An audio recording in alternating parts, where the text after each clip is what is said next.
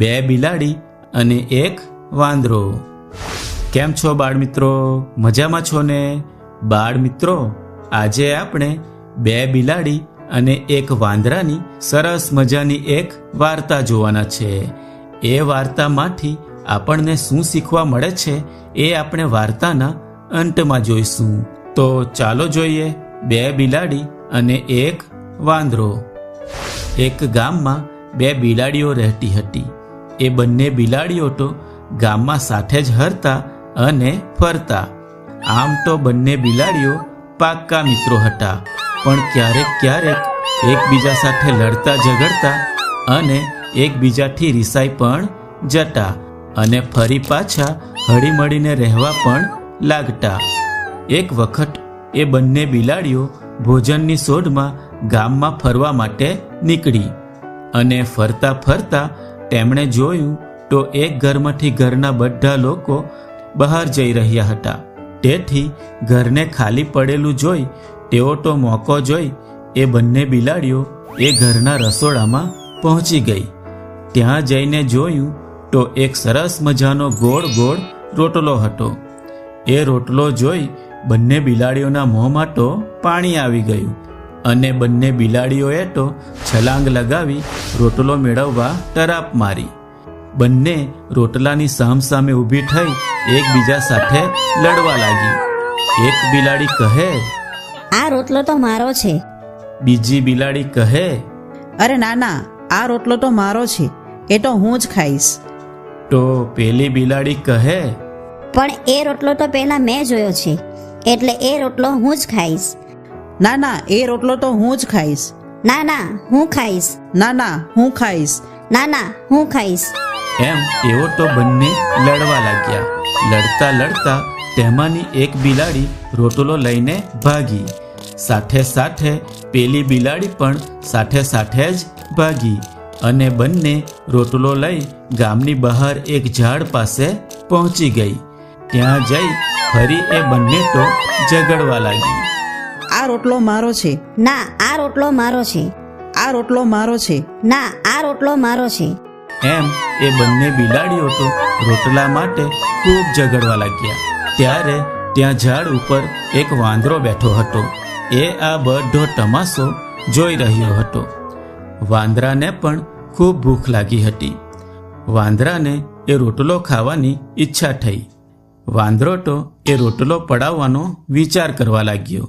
ત્યારે વાંદરાને વિચારતા વિચારતા એ રોટલો પડાવવાની યુક્તિ મળી ગઈ અને એ તો છલાંગ લગાવી એ બંને બિલાડીઓ પાસે પહોંચી ગયો અને બોલ્યો, અરે મારી વાલી બિલાડી મિત્રો, તમે લડો છો કેમ? ત્યારે એક બિલાડી કહે, આ રોટલો પહેલા મેં જોયો છે, એટલે મારો છે. તો બીજી કહે, ના ના, એ રોટલો તો મારો છે, એને મેં પહેલા જોયો છે. ત્યારે વાંદરો કહે, અરે અરે, તમે લડાવો નહીં, મારી પાસે એનો એક ઉપાય છે. તો બિલાડીઓ કહે, શું ઉપાય છે વાંદરાભાઈ? વાંદરો કહે, હું તમને એ રોટલાના બે સરખા ભાગ કરી આપું છું. એક ભાગ તારો રહેશે ને એક ભાગ તારો, બરાબર? બંને બિલાડીઓ વાંદરાની વાતથી સંમત થયા અને કહે, સારું વાંદરાભાઈ, તમે અમને રોટલાના બે ભાગ કરી આપો. વાંદરો કહે, સારું, તો રોટલાના સરખા ભાગ કરવા માટે હું ત્રાજવું લઈ આવું છું. એમ કહી વાંદરો કૂદતો કૂદતો ગામમાં જાય છે અને ગામમાંથી ત્રાજવું લઈ આવે છે. અને પછી વાંદરાએ તો રોટલાના બે ભાગ કર્યા અને રોટલાનો એક ટુકડો મોટો રાખ્યો. ત્રાજવાના બંને ભાગમાં રોટલાનો એક એક ટુકડો મૂકી દીધો અને ત્રાજવું ઊંચક્યું. તો જે બાજુ રોટલાનો ટુકડો મોટો હતો એ ભાગ નમી ગયો. વાંદરો કહે, અરે અરે, આ બાજુનો ટુકડો તો મોટો થઈ ગયો. તમને વાંધો ના હોય તો હું મોટા ટુકડામાંથી થોડો ટુકડો ખાઈને સરખો કરી આપું. બિલાડીઓ કહે, સારું વાંદરાભાઈ. પછી તો વાંદરો રોટલાના મોટા ટુકડામાંથી મોટું બટકું ભરે છે અને ખાઈ જાય છે. તેથી બીજા રોટલાના ટુકડા કરતાં એ નાનો થઈ જાય છે અને ફરી એ ખાધેલો ટુકડો ત્રાજવામાં મૂકે છે અને ત્રાજવું ઉચકે છે તો ત્રાજવું ખાધેલા રોટલાના ટુકડા બાજુથી ઉચકાઈ જાય છે અને બીજી બાજુ નમી જાય છે. તો ફરી વાંદરો તો બિલાડીઓને પૂછી રોટલાનો ભાગ સરખો કરી આપવા વધી ગયેલા રોટલાના ટુકડા પર બટકું ભરી રોટલાના ટુકડાને માપે છે અને ફરી એક બાજુ નમે છે તો ફરી એ ટુકડામાંથી બટકું ભરે છે અને ફરી ટુકડાને તોલે છે અને ફરી એક બાજુ નમતા એ ટુકડામાં બટકું ભરે છે. આમ કરતાં કરતાં રોટલાના ટુકડા નાના થતા ગયા અને છેલ્લે એક જ બાજુ રોટલાનો એક નાનો ટુકડો બચ્યો. પછી વાંદરો કહે, મારી વાલી બિલાડી મિત્રો, મેં તમે ઝઘડો નહીં તે માટે રોટલાના સરખા ભાગ કરવામાં ખૂબ મહેનત કરી છે. તેથી મને પણ મારો ભાગ મળવો જોઈએ. તેથી હું આ નાનકડો ટુકડો મારા ભાગનો લઈ લઉં છું.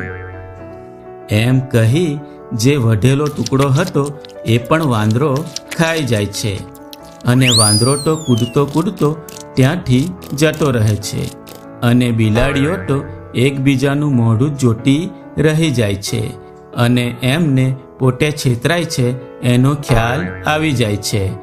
પણ હવે શું થાય? તો બાળ મિત્રો, મજા આવીને આ વાર્તા જોવામાં. બાળ મિત્રો, આ વાર્તામાં આપણે જોયું કે રોટલા માટે બે બિલાડીઓની લડાઈમાં વાંદરો ચાલાકીથી બિલાડીઓ પાસેથી રોટલો પડાવી લે છે અને આમ બેની લડાઈમાં ત્રીજો ફાવી જાય છે. તેથી બાળ મિત્રો, હંમેશા સંપીને રહેવું જોઈએ. બિલાડીઓની જેમ લડવું જોઈએ નહીં તો બેની લડાઈમાં ત્રીજો ફાવી જાય. બરાબર? તો આવજો બાળ મિત્રો, ફરી મળીશું એક નવી વાર્તા સાથે. આવજો.